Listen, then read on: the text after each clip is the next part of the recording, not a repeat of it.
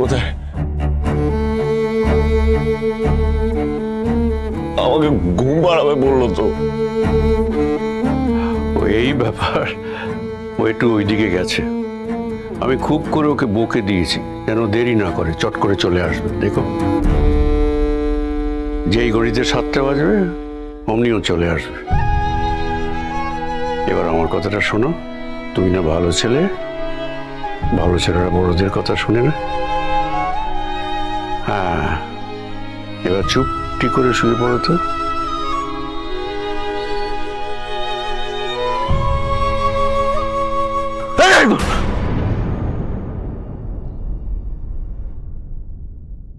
Good boy, very good boy.